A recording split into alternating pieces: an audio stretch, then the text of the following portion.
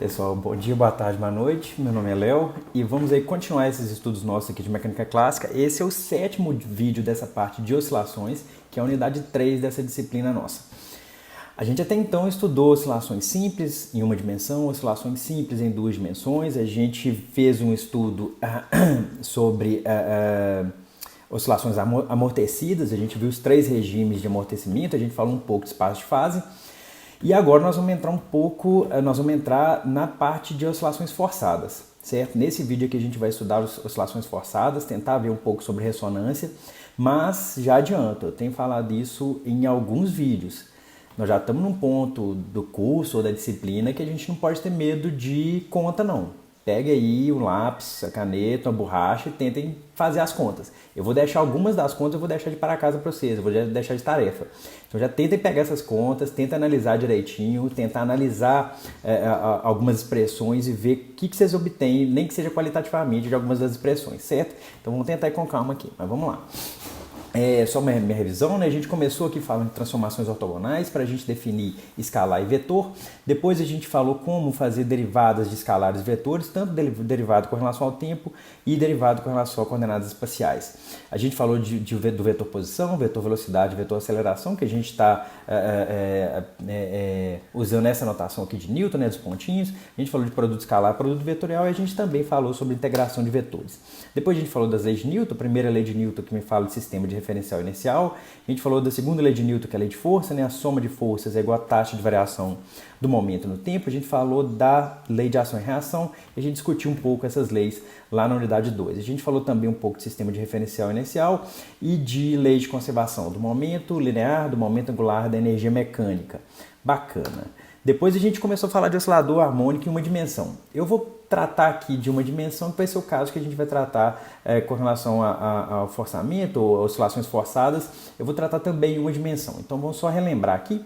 Em uma dimensão aqui, o oscilador simples, né? A força que está atuando no meu bloquinho, por exemplo, um bloco mola, seria aqui a força elástica. Essa força é igual a massa vezes aceleração. Então a gente obtém essa equação diferencial aqui.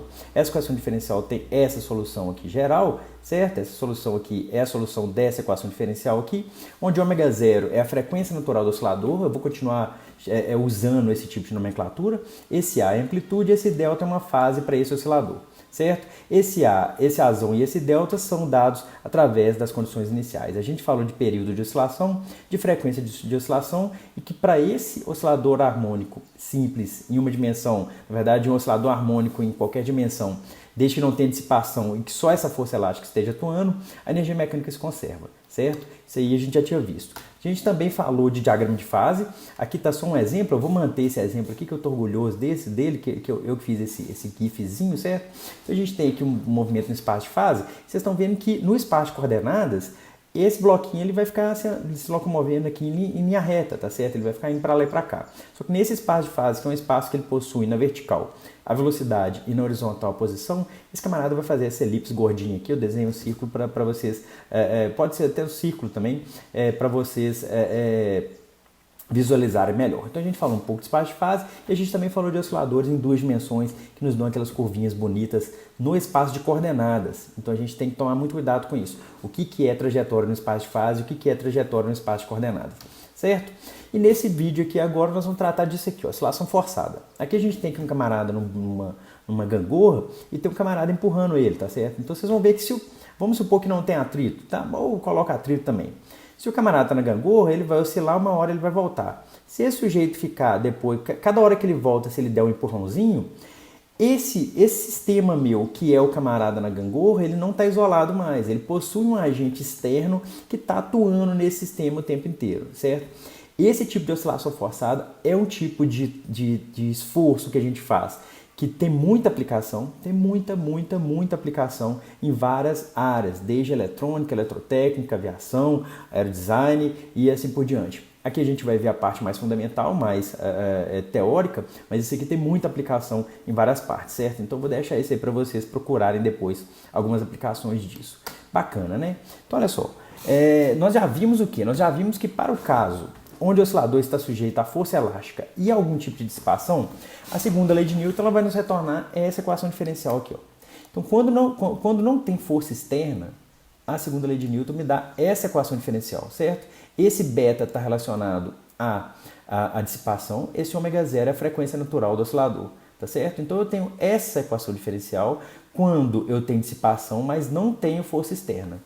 Para essa equação diferencial aqui em cima, a solução geral é dada por esse camarada aqui, certo? Onde aqui eu já deixei livre para a gente ter aqui os três regimes que a gente já estudou nos outros vídeos. Eu chamei aqui de ômega 2, essa raiz de beta ao quadrado menos ômega zero ao quadrado, e esse ômega 2 ele pode ser real ou complexo, depende aqui se ômega zero é maior, menor ou igual do que beta ao quadrado, tá certo? Então, mas eu só chamei aqui de ômega 2 que eu vou manter essa notação aqui no decorrer desse vídeo. Mas a questão que é, essa equação aqui de cima, essa equação diferencial, tem essa solução geral aqui, tá certo? Dado se o beta, se o ômega zero é igual a beta, maior que beta e tal, a gente pode encontrar aqueles regimes que a gente já estudou nos outros vídeos. Mas essa aqui é a solução geral para essa equação homogênea. Por que eu estou falando que ela é homogênea? Porque vocês vão notar aqui que aqui está igual a zero. Então eu tenho uma equação diferencial, esse camarada aqui está igual a zero, certo? Então a gente chama essa equação aqui de equação homogênea. Quando a gente introduz uma força externa, em geral, essa força externa ela é dependente do tempo, em geral, mas não necessariamente, mas quando introduzimos uma força externa que em geral é dependente do tempo, dessa forma aqui, ó, né, para esse estudo nosso, a gente vai especificar, a não ser que for dito contrário, talvez em algum exercício, que a força externa ela tem esse formato aqui, ó. É uma força F0, ela tem uma amplitude F0 e ela oscila com um cosseno de um ômega t. Então não vamos confundir aqui não, vamos prestar atenção aqui. Certo? Presta atenção. Para aí, presta atenção aqui, ó. Não para não, porque eu estou falando. Mas presta atenção aqui no vídeo aqui agora. Esse beta está relacionado à dissipação. Esse ômega zero está relacionado à frequência natural do oscilador, certo? É aquele raiz de K sobre M, tá certo? É a mesma definição. Esse ômega 2, ele está relacionado com o beta e com o ômega zero, certo? Já esse ômega, ele é a frequência da força externa. É a frequência com que a força externa está atuando no meu sistema, tá certo? Então esse ômega, olha só, a gente tem 3 ômegas aqui, então vamos tentar prestar atenção neles. O ômega 0 é a frequência natural do oscilador harmônico. O ômega 2, eu não vou chamar de frequência, porque dependendo do regime a gente não chama de frequência. Mas esse ômega 2 aqui está relacionado à frequência natural e à dissipação. E esse ômega, sem índice nenhum, ele é a frequência de atuação da força externa no meu sistema, tá certo? Então a gente vai atuar no nosso sistema com uma força dessa forma aqui, ó. É um F0 cosseno de ômega t, tá certo? E aí se a gente pluga esse camarada aqui na segunda lei de Newton, a gente vai ter essa equação aqui para resolver. Então é a equação diferencial de segunda ordem para x no tempo, certo? Com relação ao tempo. E ela não é homogênea mais. Agora a gente tem uma equação que ela é não homogênea, tá certo? Então a gente tem que resolver essa equação diferencial que é não homogênea, tá certo? Essa que é a nossa tarefa daqui para diante, beleza? Então tá. Então a segunda lei de Newton vai nos retornar esse camarada aqui. Eu vou chamar aqui de azão, a azão aqui, a partir desse momento, eu estou chamando aqui de azão igual a F0 dividido por M. Então esse azão está relacionado aqui, está relacionado à amplitude com que a força externa está atuando no sistema, certo? Vamos supor que a massa é constante, então quanto maior a azão, maior F0, tá certo? Quanto menor a azão, menor F0. E é essa equação diferencial aqui que a gente tem que resolver. É uma equação diferencial ordinária, não homogênea, tá certo? Ela tem esse termo aqui que deixa ela não homogênea, tá certo? E a solução de uma equação diferencial não homogênea, como essa aqui em cima, ela possui a seguinte forma geral. A solução para x de t, ela possui essa forma geral aqui, ó. Ela tem uma parte que a gente chama da solução complementar e tem uma parte que a gente chama de solução particular, tá certo? Se o termo de forçamento fosse zero, se esse camarada aqui fosse zero, esse termo aqui também ia ser zero. A solução ia ser a solução da equação homogênea. Mas não é isso que a gente está querendo trabalhar. A gente está querendo trabalhar o seguinte: dada essa equação de cima, que é a equação não homogênea, qual que é a solução geral dela? A solução geral dela vai ter uma parte que a gente chama de solução complementar e vai ter uma parte que chama solução particular. Eu chamei aqui de XC e XP, certo? Essa solução complementar é justamente o quê? É a solução da parte homogênea dela. Tá certo? Da solução, ela é a solução da equação homogênea associada a essa equação diferencial cá em cima, certo? Quem que é a equação homogênea associada a essa equação aqui de cima? É só esse termo aqui da esquerda igual a zero, tá certo? Então, olha só, então sendo a solução da equação homogênea igual a esse camarada aqui, que a gente já tinha visto, porque note só o seguinte, deixa eu chamar a atenção para vocês disso aqui. Essa parte da esquerda aqui, igual a zero, é justamente essa equação aqui de cima, do slide anterior. Então, essa equação aqui é justamente a parte da esquerda dessa equação aqui de baixo, igual a zero, tá certo? Então, a solução complementar para essa equação diferencial não homogênea é justamente a solução que a gente já tinha encontrado nos outros vídeos, tá certo? Então, olha só, a solução da equação homogênea é esse camarada aqui, que eu vou chamar de XC, certo?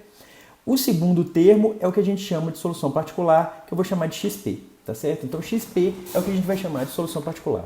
Nossa tarefa nesse vídeo é trabalhar com a solução geral, que é o x de t, e para isso a gente tem que encontrar a solução particular. Então, vamos seguir aqui, né? A solução de uma EDO não homogênea, ela possui essa seguinte forma geral, ela é uma solução complementar mais a solução particular. Nós vamos testar esse tipo de solução particular aqui, ó. Existem alguns métodos para encontrar a solução particular. Tem aquele teorema de Abel, eu acho, eu vou deixar na descrição. Tem alguns métodos para encontrar a solução particular, utilizando o Wronskiano. Tem alguns métodos para encontrar. Eu já vou colocar aqui um tipo de solução particular, mas eu vou deixar esse aqui para vocês brincarem também de para casa, tá certo? Mas é para adiantar o vídeo aqui, senão o vídeo vai ficar enorme e sem sentido eu ficar fazendo esse tipo de conta no vídeo aqui. A gente pode ou fazer na aula síncrona ou deixar de tarefa para vocês. Então vamos supor uma solução particular dessa forma aqui, ó. A solução particular ela é de qual forma? Ela tem aqui uma amplitude, é um D, ela tem aqui um cosseno de ômega t, certo? A solução particular ela vai ter aqui a mesma frequência do forçamento. Vocês estão vendo aqui que o forçamento ele é A cosseno de ômega t. A solução particular que eu estou supondo, ela é Dzão, que é uma amplitude para essa solução particular, cosseno de ômega t menos delta. Esse delta aqui é uma fase que a gente tem que encontrar, tá certo? E aí, isso eu vou deixar também de para casa para vocês. Dada essa solução particular aqui, eu vou pedir para vocês mostrarem que essa solução particular ela é solução para a nossa equação diferencial, ou seja, para essa equação aqui, tá certo? Isso eu vou pedir para vocês mostrarem. Mostrar o quê? Vou repetir aqui. Isso vai ficar na tarefa, mas eu vou pedir para vocês mostrarem o quê? Que essa solução XP, que é D cosseno de ômega t menos delta, é a solução dessa equação aqui em cima, que eu estou grifando aqui em cima, tá certo? Vou deixar isso aqui para vocês mostrarem. Mas ela é solução quando? Ela é solução quando esse tangente de delta ele tem essa forma aqui, ou seja, o delta está relacionado a beta, a ômega e a ômega zero, e esse D, que é a amplitude dessa solução particular, ela tem essa forma aqui, tá certo? Então isso eu vou deixar para vocês mostrarem. Essa aqui vai ser a solução particular que a gente vai trabalhar daqui para diante. Então, essa passagem daqui cá para baixo, eu vou deixar para vocês mostrarem na tarefa, tá certo? O que é para mostrar então? Eu vou repetir aqui. É para mostrar que essa solução XP de t, ela é a solução dessa equação aqui de cima, que está no título do slide, tá certo? Mostrar que XP é a solução dessa equação aqui de cima e também mostrar que a tangente desse ângulo delta é dada por esse camarada e que a amplitude dessa solução particular é dada por isso aqui. É a raiz de ômega zero quadrado menos ômega quadrado ao quadrado mais 4 ômega 2 beta 2. Isso eu vou deixar para vocês de tarefa, tá certo? Eu vou escrever isso depois para vocês. Bacana. Então, olha só, vou resumir aqui. Dada uma força externa atuando no nosso oscilador, que pode estar amortecido, e essa força externa, ela possui essa forma aqui, ó, A cosseno de ômega t.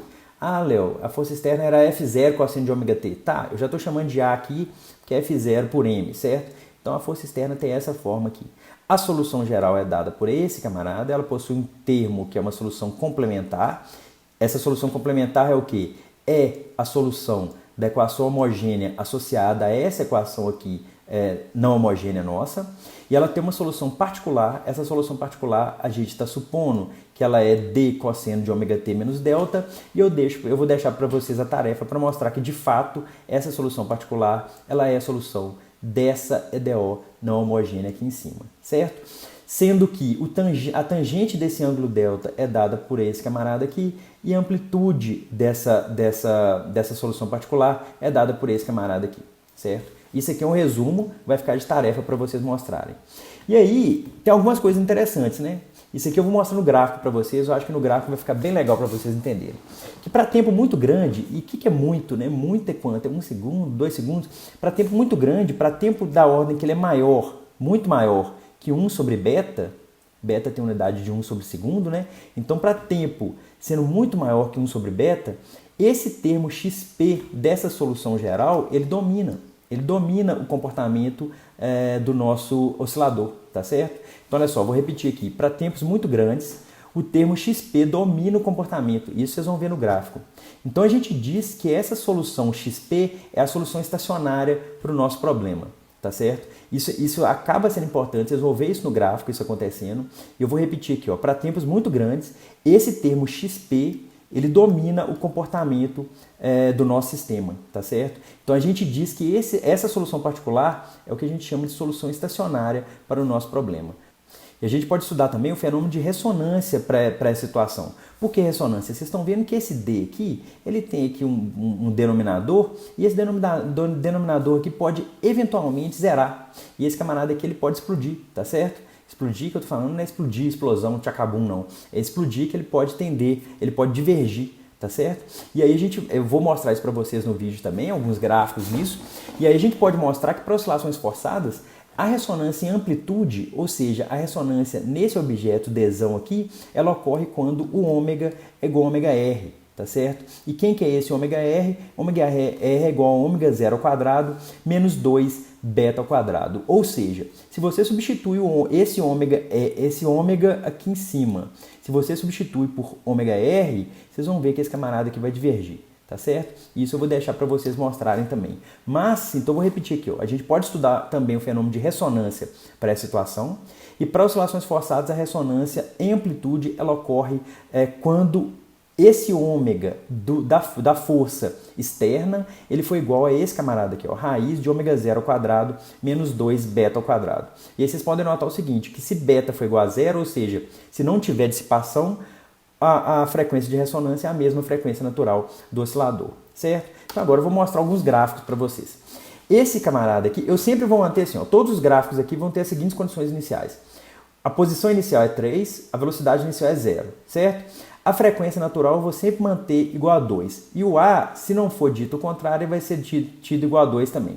Se vocês calcularem qual que é esse x de t aqui, esse x de t aqui em cima, esse x de t, certo? É esse x de t aqui que eu estou calculando. Se vocês calcularem esse x de t para esses parâmetros aqui, para o caso de ressonância, ou seja, se para beta igual a zero, isso me implica que na ressonância eu tenho que ômega é igual a ômega zero, tá certo? É só você voltar aqui, Se beta é igual a zero, ômega é igual a ômega zero é justamente o ômega de ressonância, certo? Vocês vão ter esse tipo de comportamento para o nosso sistema. E esse tipo de comportamento para o nosso sistema vai me dar o quê? Vai me dar um comportamento que ele vai oscilar, só que essa oscilação vai sempre aumentar a amplitude. E esse aumento é indefinido.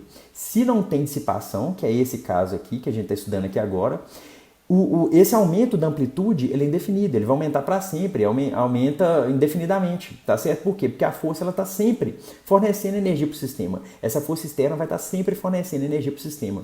Esse envelope aqui de cima e o envelope aqui de baixo é justamente o valor, se a gente pegar mais a amplitude desse movimento aqui, e menos a amplitude desse movimento aqui, tá certo? Isso aqui também, eu tenho esse cálculo aqui bonitinho, não é o momento agora no vídeo de mostrar, mas se alguém quiser eu posso mostrar esse aqui bonitinho também. Eu posso mostrar para vocês na aula síncrona, tá certo? Então, o que é importante aqui, para vocês pensarem?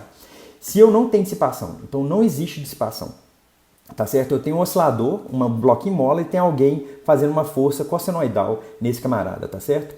Se a força que está sendo aplicada ela tem a mesma frequência, e isso independe até da amplitude dessa força. Note só o seguinte, se essa força está sendo aplicada, ela está sendo aplicada com a mesma frequência da frequência natural do oscilador, esse camarada vai aumentar a amplitude sempre, e é para sempre, ele vai aumentar indefinidamente. Aí você fala assim, da onde está vindo a energia? A energia está vindo justamente dessa força externa que está aplicando energia nesse camarada, tá certo? Esse exemplo aqui é um negócio muito importante, que eu acho interessante de vocês notarem. E qual que é o espaço de fase desse camarada, né? Esse camarada começou aqui do 3 do x igual a 3 para velocidade igual a 0. E ele vai ficar fazendo isso aqui, ó. Vocês estão vendo que ele está sempre aumentando a amplitude dele aqui, ó. E ele está sempre aumentando no espaço de fase, tá certo? Ele aumenta no espaço de fase por quê? Porque existe alguma energia sendo fornecida para o sistema. Então o diagrama de fase para essa oscilação com beta igual a 0 é dado por esse camarada aqui. Bacana. Então agora vamos passar para um outro caso, né? Vamos passar para um caso com dissipação. E aí que tá. Oscilação forçada você tem que analisar caso a caso. A gente tem uma regra geral, que seria esse camarada aqui, ó. Então essa aqui é a solução geral. Só que depende de cada caso. Porque, por exemplo, a gente tem 3 regimes de amortecimento. Então a gente vai depender de cada caso aqui para a gente analisar a oscilação forçada. Então aqui eu mantive a frequência natural, a condição inicial é igual, a amplitude é igual. Só que agora eu coloquei aqui, ó, uma dissipação, que é beta igual a 0,1. E eu coloquei o ômega igual a 1, tá certo? Então não está em ressonância esse camarada aqui não, beleza? Então eu tenho aqui ômega igual a 1 e beta igual a 0,1. Vocês estão vendo que o comportamento do sistema é um comportamento meio esquisito, certo? Até chegar nesse ponto aqui, ó. Então do início até mais ou menos aqui, ó, o comportamento do sistema é meio esquisito. Ele é meio estranho, você fala assim, tem aqui umas ondinhas meio esquisitas aqui e depois ele começa a oscilar bacana, né? Esse comportamento aqui da esquerda que eu coloquei aqui, a gente costuma chamar esse camarada aqui de transiente, certo? Esse camarada que a gente costuma chamar de transiente. E esse camarada aqui da direita é o que a gente vai chamar de regime estacionário, certo? Então esse aqui é um negócio que vocês já podem lembrar já. Esse transiente é esse período da oscilação onde o regime estacionário ainda não está completamente atuando somente o regime estacionário. É esse regime que tem essas oscilações meio doidinhas aqui, beleza? Então esse aqui seria o comportamento do sistema para esses parâmetros aqui. Você fala assim, mas isso está muito esquisito, né? Como é que eu vou analisar isso aí? Vamos tentar pensar aqui, ó. Eu plotei aqui em vermelho a solução geral, o x de t, e em cinza eu estou plotando só essa solução complementar aqui, ó, o xc. Tá certo? O XC é o cinza. Vocês estão vendo que, olha só, nessa parte aqui que eu chamei de transiente, que está mais ou menos até aqui, ó, é a parte onde o XC ainda tem uma amplitude até razoável, tá certo? E aí depois ele vai morrendo aqui, beleza? E agora o que eu vou fazer? Eu vou plotar o x de t e vou plotar o xp, a solução particular. Aí vocês vão ver o que acontece, ó. Esse azul aqui é a solução particular. Esse vermelho é a solução geral do problema. Vocês estão vendo que a partir desse momento aqui, ó, a solução, mais ou menos aqui, eu estou colocando bem mais ou menos, a partir desse momento aqui, a solução particular começa a dominar o comportamento do sistema. Então, olha só, a partir desse momento aqui, que a gente chama de regime estacionário do meu sistema, a solução particular domina o comportamento. Isso é um negócio bacana, isso é um negócio bem interessante. Então, para cá a gente chamou de transiente e para cá a gente chama de regime estacionário. Tá certo? E vocês estão vendo que, de fato, a solução particular ela vai dominar o comportamento do sistema no regime estacionário. Certo? Bacana. Então, vamos dar mais uns exemplos aqui, né? Não, aqui eu coloquei os três. Ó. Eu coloquei aqui ó, o x de t, que é o vermelho, o xc, que é a solução complementar. Vocês estão vendo que ela morre aqui. E aí, a solução particular ela começa a dominar o sistema a partir de um certo momento. Então, bacana, né? E a gente chegou nisso aí. Vou dar mais um exemplo para vocês. Antes de mais um exemplo, vou mostrar o espaço de fase. O espaço de fase para esse exemplo aqui, para esse mesmo exemplo aqui. E aí vocês estão vendo o seguinte, vamos tentar pensar, antes de chegar no espaço de fase, vamos tentar pensar aqui. Esse camarada aqui dá uma oscilada aqui esquisita, depois ele vem aqui mais para baixo, depois ele oscila aqui, cai no negativo aqui, aí depois ele vem para cá, depois que ele começa a oscilar bonitinho, tá certo? Como é que isso vai funcionar no espaço de fase? Nota só o seguinte, o corpo ele está saindo desse ponto aqui, ó, do ponto azul aqui, certo? Ele saiu daqui e ele vai vir cá para baixo. Aí ele veio cá para baixo, o que ele vai fazer? Ele vai fazer isso aqui, ó, você viu que ele fica uma bagunçada aqui, nesse meio termo aqui ele está nessa bagunçada. Só que vocês estão vendo que tem uma bolinha aqui, ó. Essa bolinha aqui é justamente a trajetória dele no espaço de fase, representando o regime estacionário. Então no regime estacionário ele vai ficar nessa oscilação aqui, a partir dessa oscilação aqui, e ele vai, no espaço de fase, ele vai ficar nesse circulinho aqui, ó, nessa órbita, a gente pode até chamar dessa órbita no espaço de fase. Isso não é uma trajetória no espaço de configurações. A solução geral é dada por esse camarada aqui e aqui está o comportamento do sistema. Em vermelho aqui está o x de t, tá certo? Vocês estão vendo que o transiente mudou, né? Até essa parte aqui mais ou menos, ó. Até essa parte aqui tá meio que confusa aqui o sistema, tá certo? Tem umas oscilações meio estranhas aqui, ó. Então vamos pegar aqui mais ou menos aqui no 35, no T igual a 35, aqui unidades computacionais, né? Então beleza, vocês estão vendo aí que o comportamento é esse, vamos fazer a mesma brincadeira, essa comparação do XC, o XP e o X de T, certo? Então vamos pegar aqui, ó. Em vermelho aqui eu tenho o comportamento do sistema, em cinza eu tenho o comportamento da solução complementar, em azul eu tenho a solução particular, tá certo?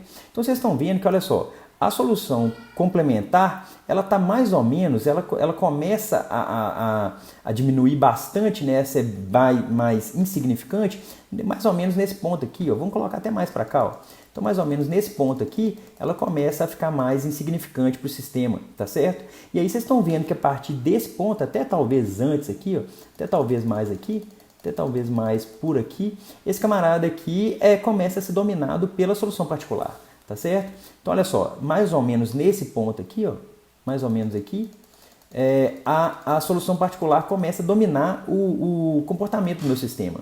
Então essa parte da esquerda aqui eu vou chamar de transiente e essa parte aqui da direita eu vou chamar de solução estacionária. Transiente é a parte inicial onde existe essa baguncinha aqui do comportamento do nosso sistema. Tá certo? E a mesma coisa, eu não mostrei aqui o espaço de fase, mas só que vocês já podem imaginar, né? O espaço de fase vai ser bem confuso até que chega um certo ponto que ele vai ficar num circulinho ou numa elipsezinha lá perto do ponto de relaxamento dessa mola nossa, que nesse caso é zero. Tá certo?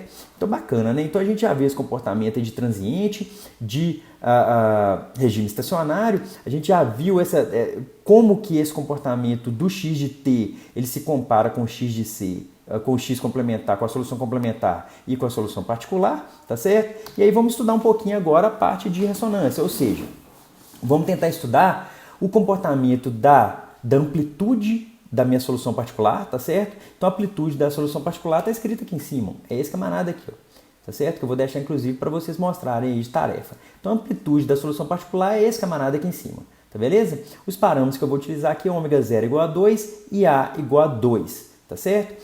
Olha só, para beta igual a 0, vocês lembram quando que era a ressonância para beta igual a 0? Para beta igual a 0, a ressonância ocorre quando o ômega é igual a ômega 0. Nesse caso aqui, ômega 0 é igual a 2. Vocês vão notar que quando esse camarada aqui é 2, ó, eu tenho aqui que é o vermelhinho, esse camarada aqui vai explodir lá para o infinito, tá certo? Por quê? Porque eu tenho uma amplificação perfeita, eu tenho uma ressonância perfeita, é o caso sem dissipação, tá certo? É um caso ideal sem dissipação.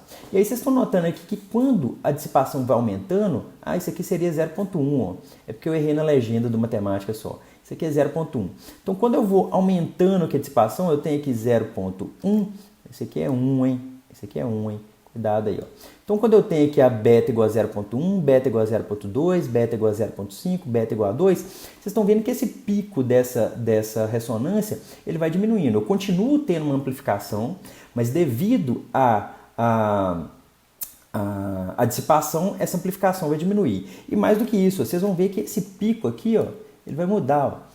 Muda pouco, muda, mas só que ele vai mudar, tá certo? Vocês estão vendo aqui que para beta igual a meio, não está mais lá no 2. E isso a gente pode ver por quê? Porque a frequência de ressonância, se você voltar cá atrás, ó, a frequência de ressonância, quando eu tenho dissipação, ela não ocorre exatamente em ômega 0.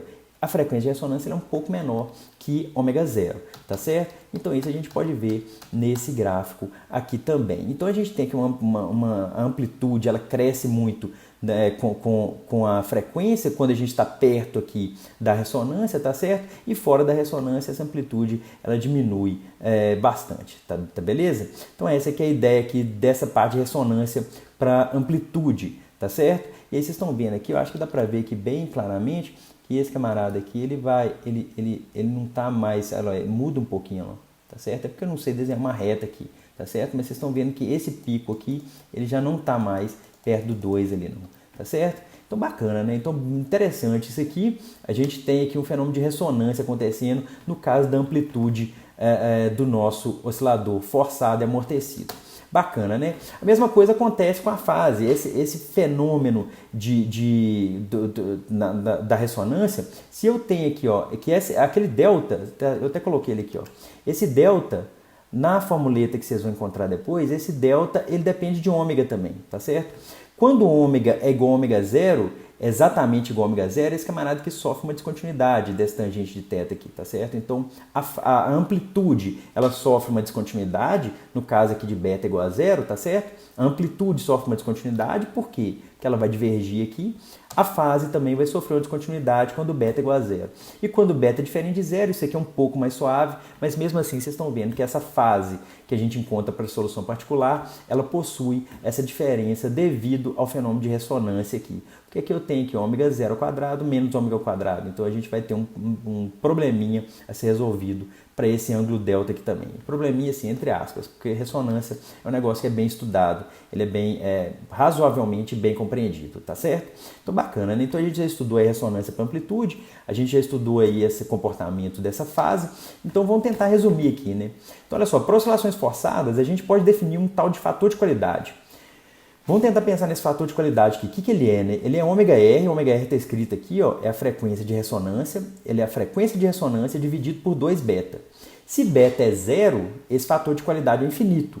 O que significa isso? Significa isso aqui, ó, que se eu tiver com beta igual a zero, o fator de qualidade é infinito, significa que eu teria uma ressonância infinita para esse objeto que está num oscilador harmônico simples, porque o beta é igual a zero, tá certo? Se beta é igual a zero, é um oscilador harmônico simples.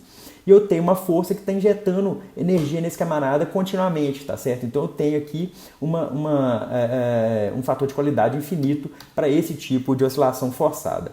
Só que à medida que o beta vai aumentando, esse fator de qualidade vai diminuindo, ou seja, esse camarada vermelho aqui tem um fator de qualidade infinito e assim que eu for diminuindo, aumentando o valor de beta, esse fator de qualidade aqui ele vai diminuindo para essa amplitude, comparando aqui com o fenômeno de ressonância, tá certo? Então olha só, para oscilações forçadas a gente pode definir aqui um fator de qualidade. Quanto maior esse Qzão aqui, significa que maior vai ser a amplificação para o regime estacionário, tá certo? Então, olha só, porque pensa só comigo. O que é esse Dzão aqui, né? Esse Dzão aqui é a amplitude da solução particular. Vocês lembram que quem vai dominar o comportamento para o regime estacionário é justamente quem? É justamente a solução particular, certo? Então, se eu tenho um crescimento da amplitude da solução particular para algum certo tipo de frequência, eu tenho aqui um ganho, eu tenho uma amplificação dessa amplitude, tá certo? Então, olha só, então, para oscilações forçadas a gente pode definir um fator de qualidade. Quanto maior esse fator Qzão, maior vai ser esse ganho na amplitude, dado que eu esteja em ressonância, tá certo? Aí a gente chama esse camarada aqui, o livro está chamando aí de fator de qualidade. E um detalhe, né, que ele é interessante, que as energias cinética e potencial do oscilador, elas ressonam em frequências diferentes, se houver dissipação. Porque isso aqui também é uma outra tarefa que eu vou deixar para vocês mostrarem. A frequência de ressonância para a energia cinética ela ressona exatamente na frequência natural do oscilador, tá certo? Só que a energia potencial, ela ressona nessa frequência aqui, que é justamente a frequência de ressonância para a solução particular, para a amplitude da solução particular, tá certo? Esses camaradas aqui, a energia cinética e a energia potencial, eles têm frequência de ressonância diferente. Por quê? Porque existe dissipação, tá certo? Então, né, a energia que está entrando no sistema através da força externa, ela vai dissipar de uma hora e aí a gente tem essa diferença na frequência de ressonância para energia cinética e para energia potencial, tá certo? Então, esses aqui são detalhes aqui para a gente finalizar essa parte. Então, como é que eu quero concluir esse vídeo aqui, que ficou enorme, né? Mas como que eu quero concluir esse vídeo? Eu quero concluir esse vídeo da seguinte forma. A gente estudou já oscilações amortecidas. A gente viu 3 regimes de amortecimento. Um sugamortecimento, um superamortecimento, ou amortecimento supercrítico e o amortecimento crítico, tá certo? Isso não tinha uma força externa. Nesse vídeo aqui a gente aplicou uma força externa no sistema e além disso a gente manteve amortecimento. Então a gente tem amortecimento e força externa. Desse vídeo aqui a gente retira qual a informação que é muito importante. Primeiro, a solução particular da minha DO não homogênea, ela domina o comportamento do meu sistema a partir de um certo tempo, por um tempo muito grande, tá certo? No início eu tenho aqui um comportamento transitório que a gente chama de transiente, tá certo? A gente tem um transiente ali onde o comportamento do meu sistema ele fica um pouco esquisitão. E a gente viu também o fenômeno de ressonância para amplitude e isso acaba afetando também a fase da minha solução particular, tá certo? Isso é o que eu queria passar para vocês nesse vídeo, que ficou realmente enorme, perdão, mas eu vou manter ele. E aí fica assim. Nos próximos, falta 2 vídeos só pra gente acabar essa parte de oscilações. No próximo vídeo a gente vai falar de série de Fourier e no último vídeo a gente vai falar um pouco sobre a função de Green, se eu não me engano. É isso aí, fica assim, um grande abraço para todo mundo, falou, tchau!